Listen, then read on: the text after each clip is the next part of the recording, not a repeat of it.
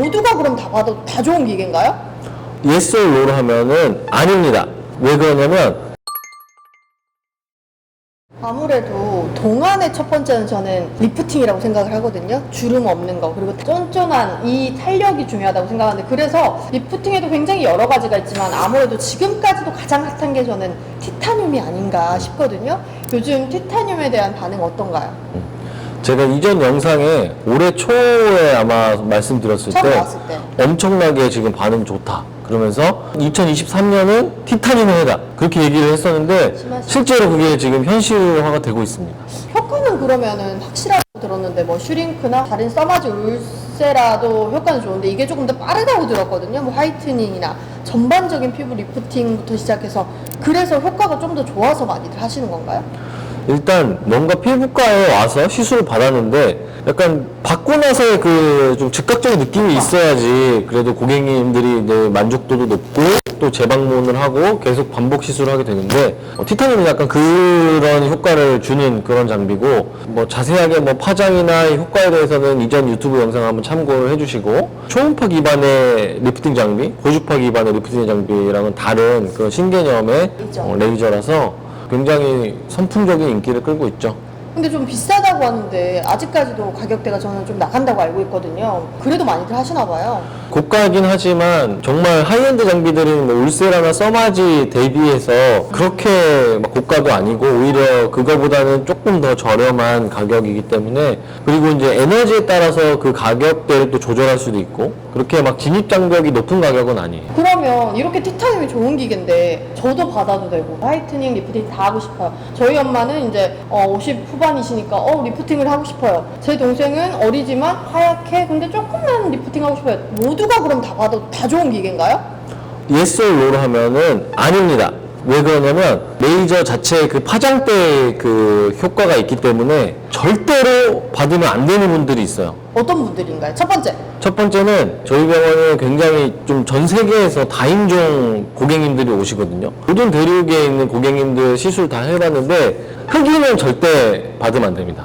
왜냐면 이게 멜라닌 색소가 이미 가득한 그 피부이기 때문에 그 파장대가 755, 810, 1064 파장대인데 그게 이제 멜라닌 색소에 작용을 하고 또 이제 제모에도 사용하는 그 파장대이기 때문에 동양인 정도의 피부 정도까지는 괜찮은데 중동아시아 이상으로 좀 어두운 피부톤을 가진 분들이 티타늄 장비를 사용하게 되면 어떻게 되나요? 화상을 입습니다.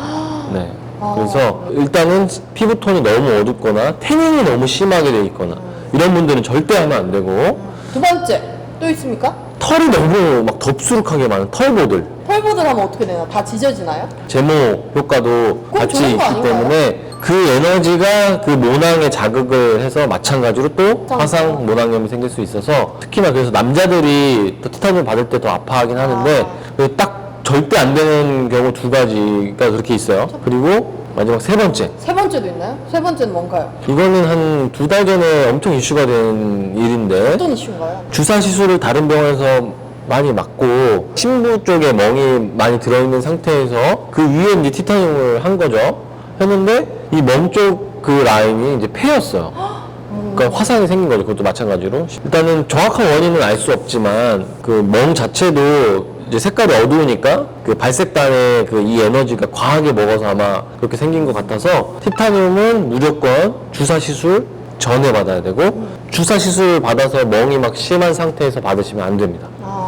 그렇게 세 가지만 피하면 그럼 다른 분들은 다 받아도 되나요?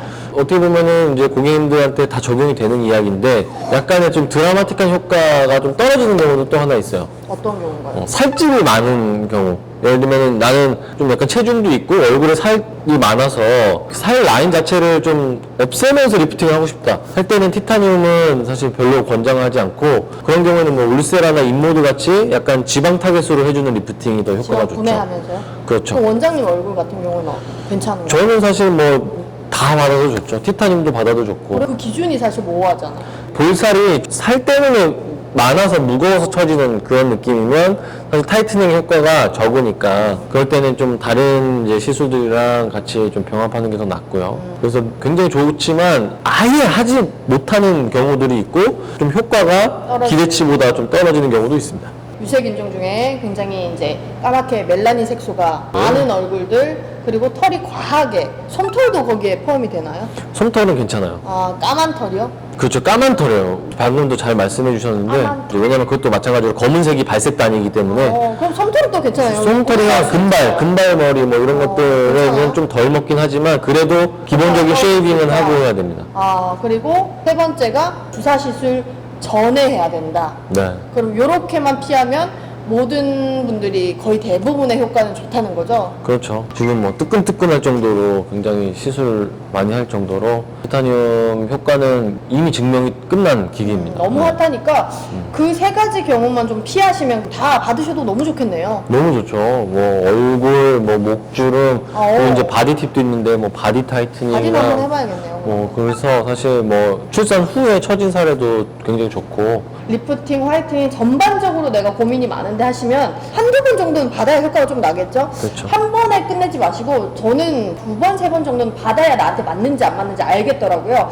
한 두 번 정도 받아보시면서 초음파나 고주파가 안 맞았는데 하시는 분들 추천해 드리겠습니다. 뭐 중요한 일을 앞두고 얼굴에 크게 이제 회복 기간을 주지 않으면서 반짝 효과를 줄 수 있는 그런 굉장히 좋은 기계니까 그래서 한번 경험을 해보셨으면 좋겠습니다. 맞습니다. 저희는 그럼 티타늄을 절대 받지 말아야 할 세 가지 분들에 대해서 알아봤고 다음 시간에 또 찾아뵙겠습니다. 감사합니다.